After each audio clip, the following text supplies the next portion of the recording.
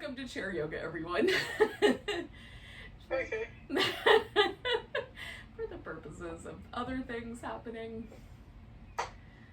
And now I like to rest my palms usually just on my, just like one hand on each leg, but some people like palms up. Some people like to cup one palm inside the other. So if any of those suit you better, you can do that.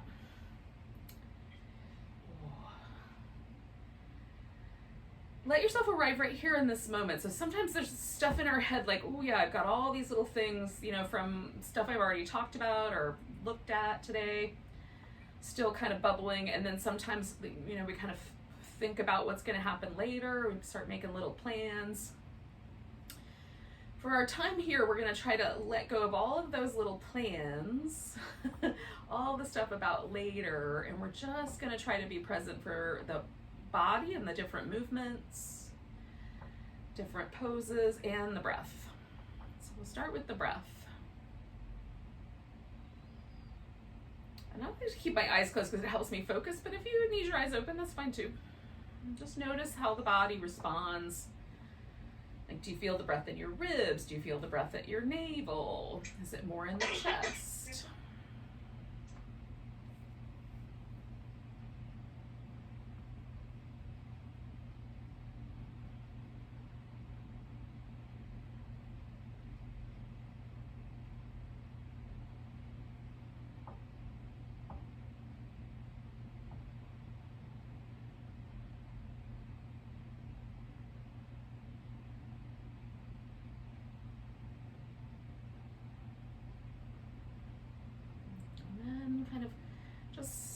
I don't know about you, but like just a few breaths really, and everything sort of kind of calms down, slows down. And it's a little easier for me to just pay attention to where I am. So we're going to do a little bit of work for the neck, and sometimes like the neck might feel a little pinchy or a little I'll show you. So we're going to drop our chin and then we're going to roll the head around, and sometimes like right in this little zone, if you have the really sensitive nerves, that might be a little pinchy. Just elevate your head slightly so there's a little bit more space between your ear and your shoulder, and that should help make a little more space.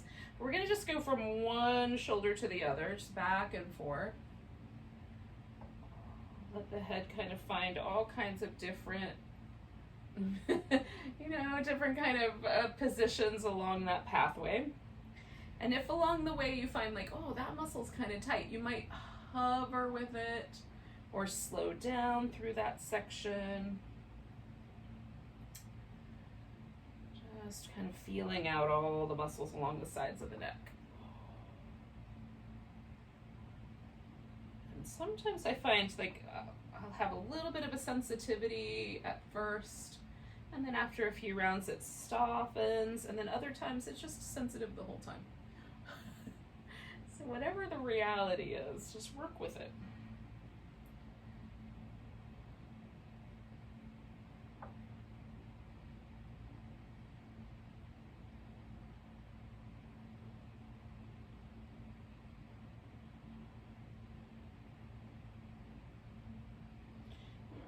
So I'm going to even myself out here, and then come back to the middle and let the head float up. And we're going to try to keep the chin level. So if that, you can kind of get a notion of what that feels like.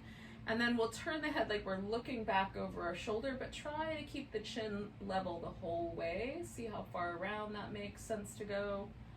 Coming back to the center. At the point where you start to feel your shoulders turn, just pause there.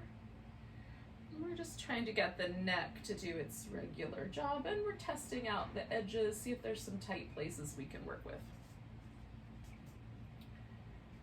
Again, so for some reason I'm a little bit tighter on my left side today than on the right, which is really not normal.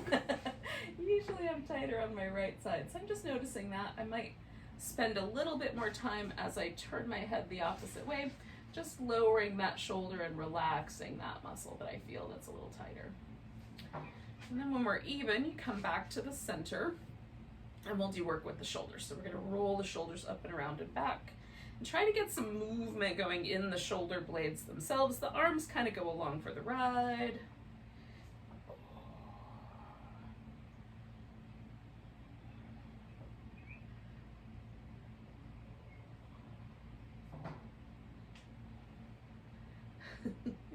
One more of those. Then we'll go the opposite direction.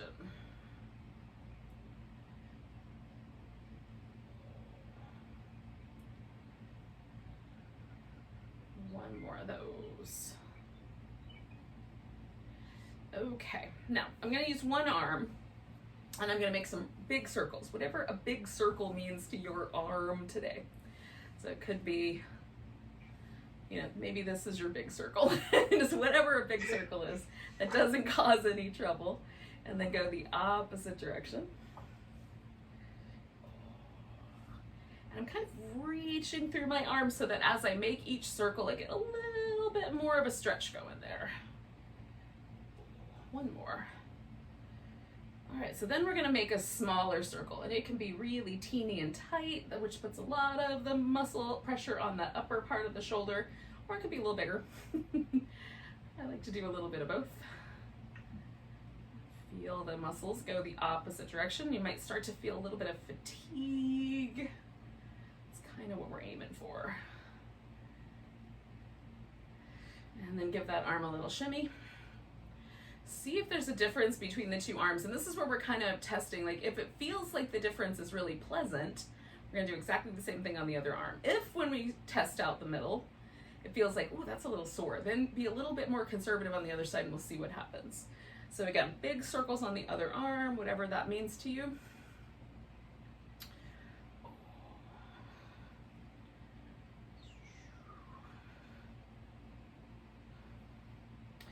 And the other direction.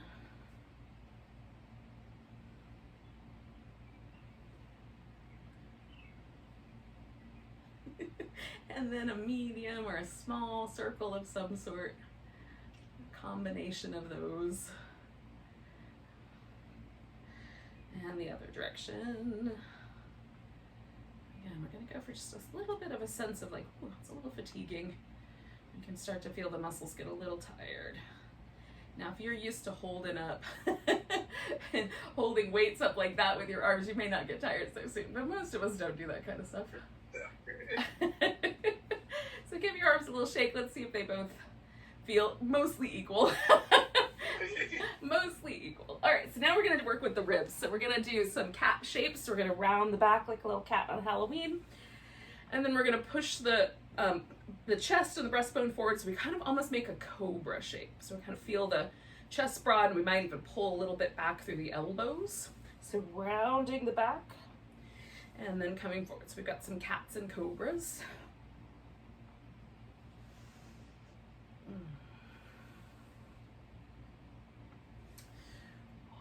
So we've got a rounded shape, that's called flexion of the spine. This is extension of the spine, if that's helpful. But it's two of the things our spine does, so that's good news. One more of each of those. A little cat, a little cobra. Then we're gonna do some rotation. We're gonna start with what I call the washing machine, which is just rotate the ribs back and forth. And some people might be tempted to move their arms, so make sure that the movement's coming from your center.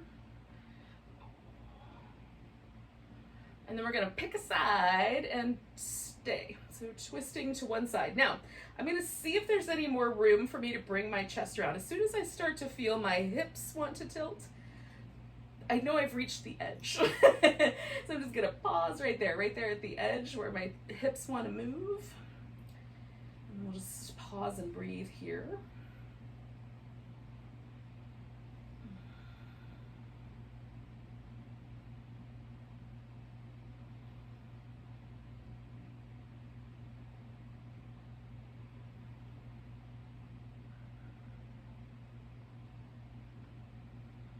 Take one more breath here. And we're going to come back, and you'll feel how now it sort of feels easier to twist that direction that you were just going in. So we're just going to do this little washing machine until it feels mostly even. Okay, it's about right for me now. Like it's almost the same amount or same easiness to go to the other side, and then we pause over there. So kind of sink down, see where that edge is, pause with your twist. If you've got stuff to hold on to, you're welcome to do that. I just try to relax my arms down and mostly just try to stay upright, keep myself from leaning or trying to pull the weight out of my hip that I'm turning away from.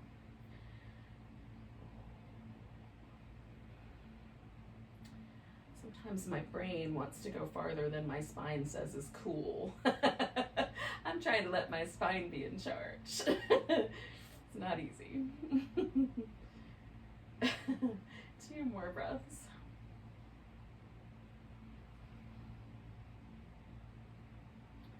And we'll come back to the middle. Oh, and again, we might find that there's a tendency for it to want to go that way. We'll just give it a chance to settle back into place. We're going to take the legs kind of wide. And some people call this movement the blown palm. And I can kind of see it because the arms sort of act like palm fronds. So we're going to put an elbow on one side and then blow ourselves over that way, and then we'll swap it out. It's a very windy palm tree situation.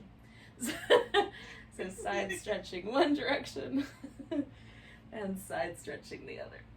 So we've done all of the movements with these 2 and the rotations, all the movements that our spine is capable of doing, we are doing right here in our warm-up. And it's a good thing to consider, you know, kind of on a daily basis. I want to move my spine in all of the ways my spine is willing to move. So we keep the spine supple and the discs at least responsive, especially if we have to sit a lot during the day. All right, so one more over this way, and then whatever way we just went, we're gonna hold that steady and turn this into a side angle pose.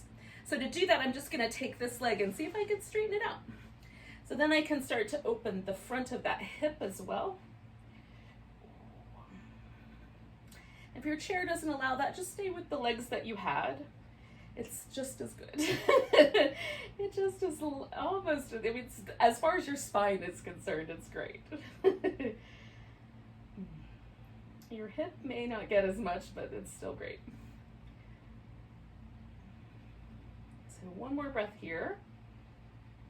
And then we're gonna come back to the center. I'm gonna bring that leg back.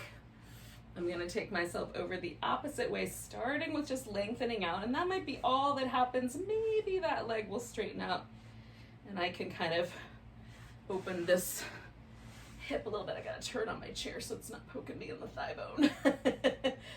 And that's, well, probably my muscle, really. I'm not clear if I would feel it on the bone. Opening up the front of this hip a little, just kind of giving myself a little stretch right there too.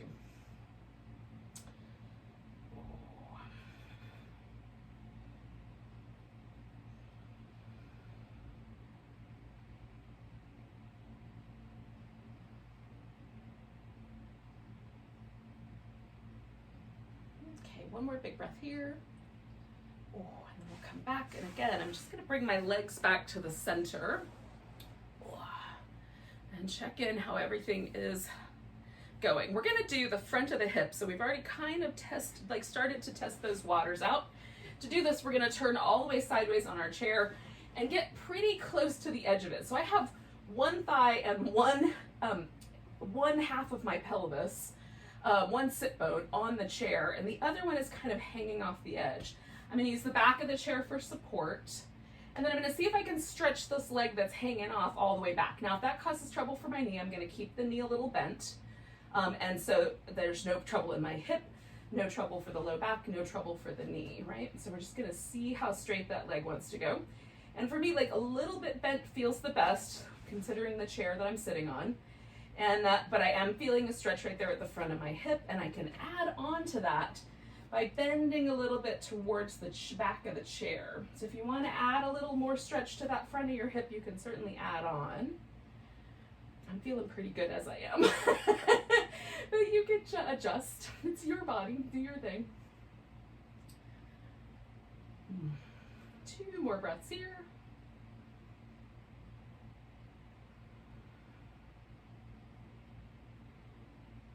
And then we're going to bend this knee and come all the way back to the center. Come back around. Give ourselves a moment right here just to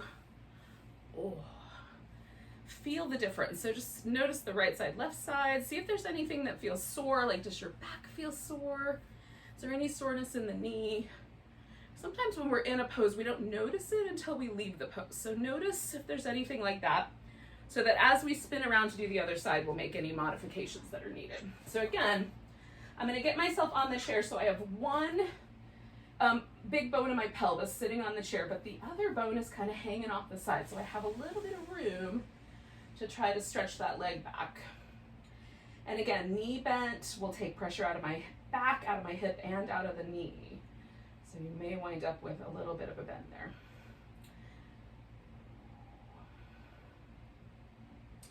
And then again, you can lean a little bit sideways towards the back of the chair. That will open up this hip flexor just a little bit more. The hip flexor goes kind of from the big broad part of the hip in towards the spine. So if we move in that direction, we're going to pull a little bit more on that muscle. So if it doesn't feel like you're stretching there and you want to, that's how to add on. It might be better than straightening the leg. So we'll stay for about 3 more breaths.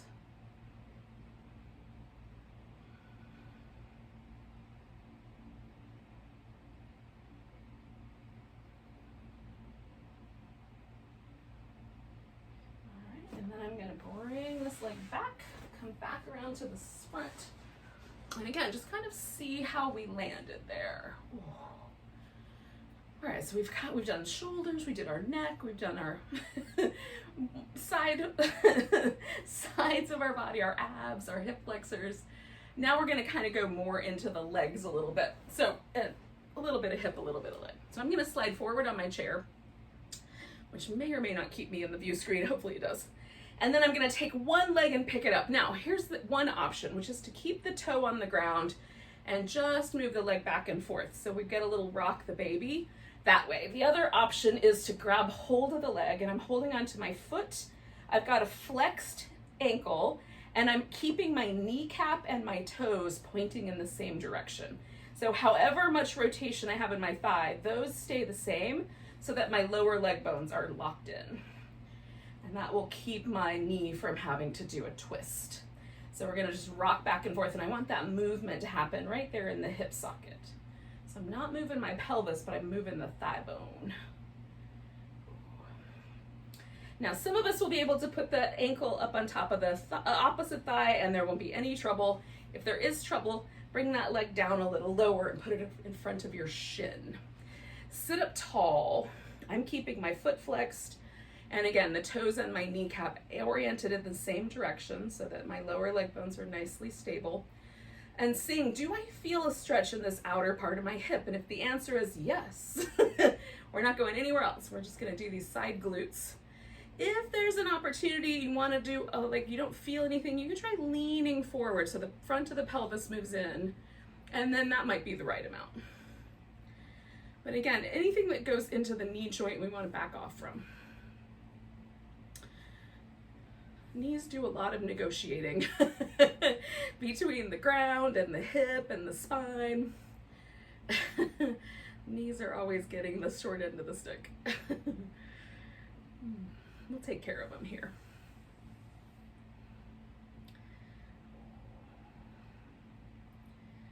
All right, so we're gonna do one more breath here. And then we're gonna, if we can, we're gonna grab the back of this thigh. If that doesn't work out, that's okay. You can just put your leg out straight, and then taking the leg up, we're gonna spin the foot and then go the other direction, and then point and flex.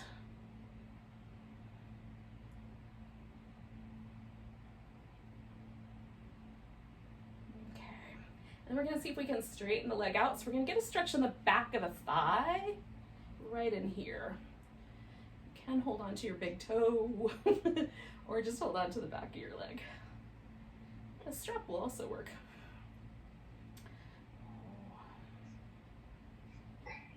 One more breath there. And then we're gonna let that side go. Give it a little shimmy. And this is where we're gonna kind of check in again. So pausing somewhere and feeling the two legs in relationship to each other. Just noticing, like, what do I feel? Does anything feel sore or tender? Do I want to make a different choice for my second side? So you might go for the more conservative movements. You might go for the full rock the baby. So when you're ready, just line everything up.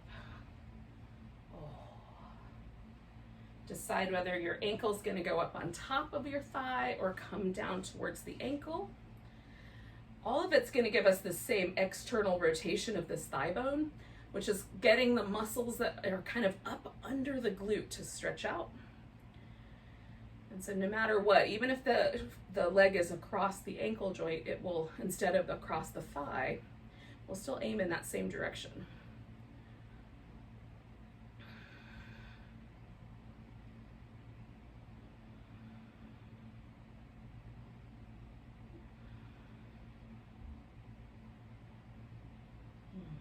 Nice deep breaths. We're going to do 2 more.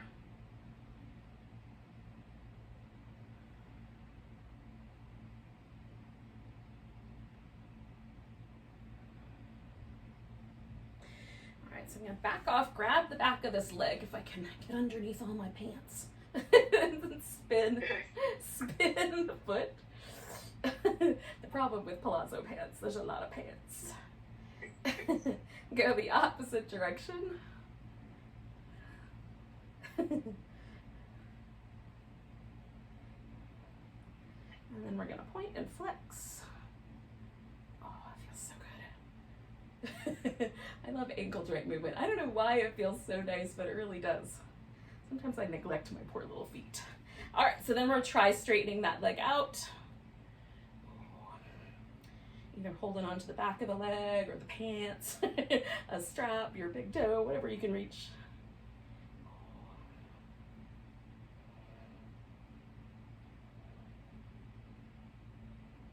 One more breath.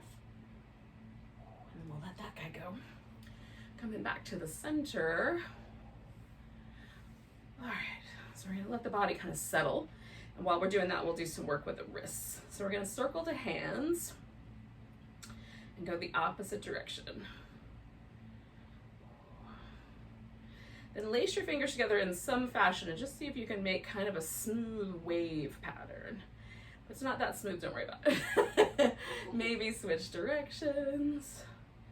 We just want a little bit of movement through the wrist that feels kind of normal, but also nice and fluid. Just kind of build in some fluidity. Okay, so we're gonna stop in the name of love. So one arm's gonna go out. Then we're gonna spread the fingers apart. What we're trying to get is the thumb and the pinky to go as far apart as we can get them to go. And then if you wanna add some resistance, you can hold and then press your arm out straight. You can also do it without doing the resistance.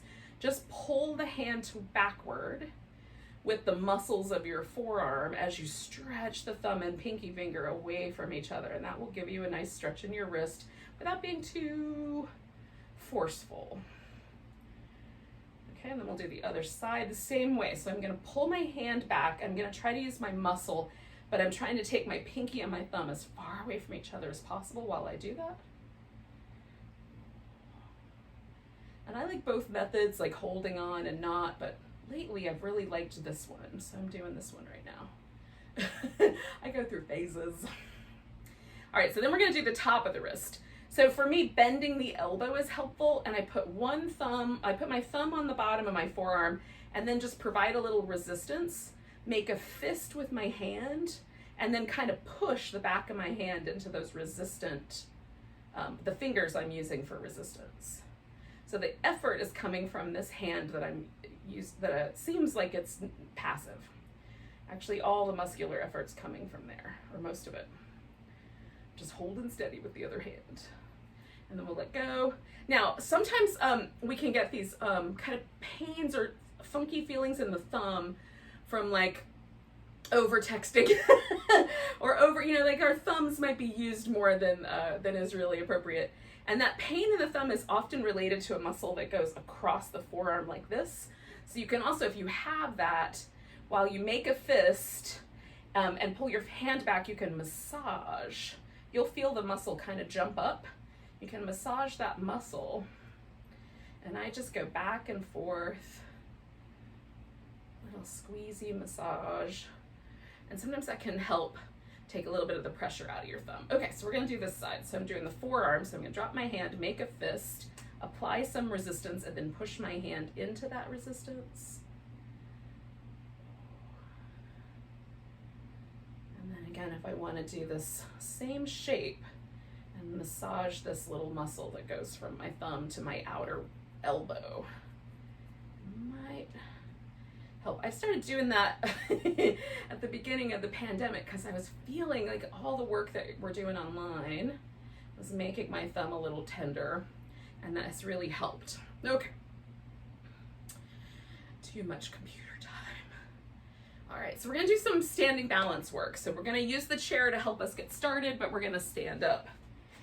So I'm gonna come, just to the side of the chair to get started. We're gonna do a half moon balance. Hopefully I'm still on the screen. Mostly, I'm gonna scooch this way just a little bit so that I stay in the view. All right, now I can use the top of the chair to do my half moon balance, and that works pretty great. You could also put your hand on the base of the chair.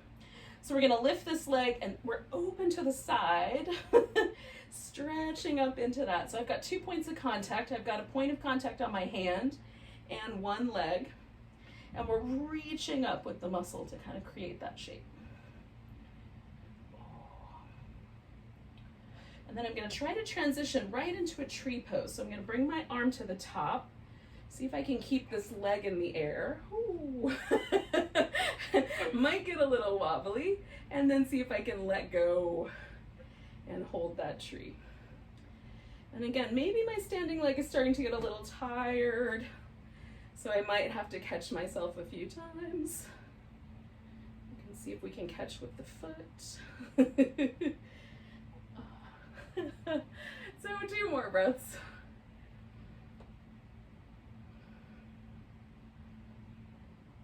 And then we'll come down.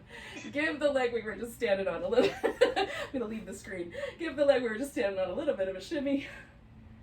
Oh, that feels so good. And then just notice. I like making my muscles a little tired. It makes them feel amazing. Okay, so moving the chair a bit. I'm gonna do the other side. So this leg is now gonna be my standing leg for my half moon balance. Nice big stretch. And again, I'm kind of trying to pick myself up from the side of my hip here.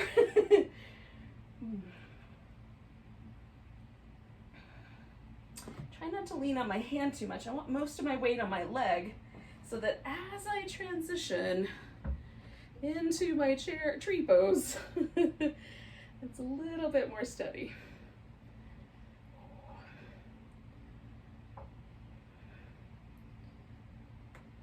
It helps to keep your eyes steady, but woo, it might still be wobbly. 2 more breaths.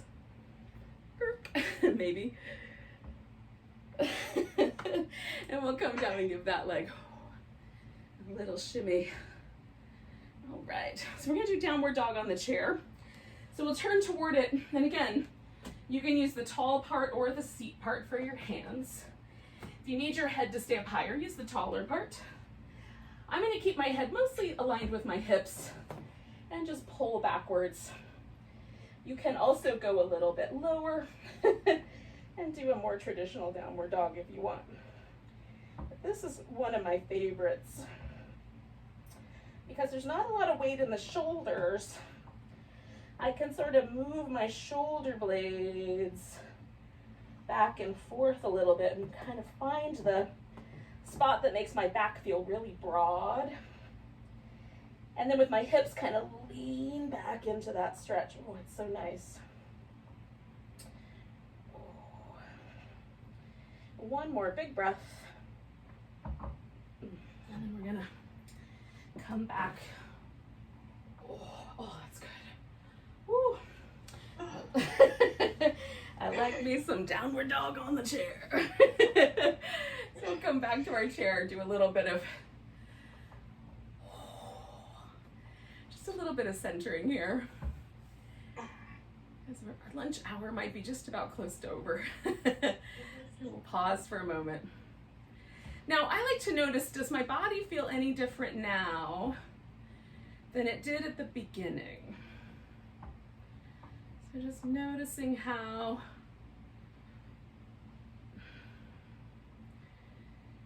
everything is, I just usually feel a little bit lighter, or just, I don't know, a little, the word better comes to mind. Generally speaking, even just a little bit of movement and stretching is so beneficial. And sometimes when we're working, we forget to do it.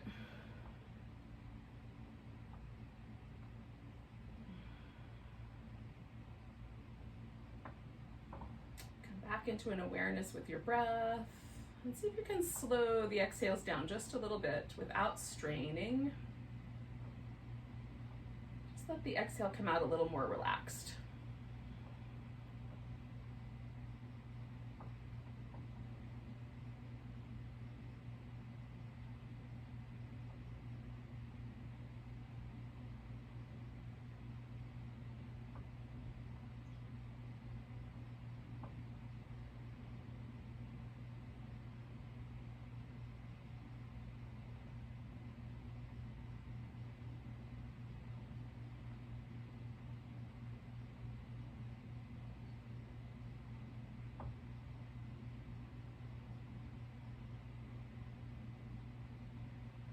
Thanks for joining me for some chair yoga. Let's take one more big breath.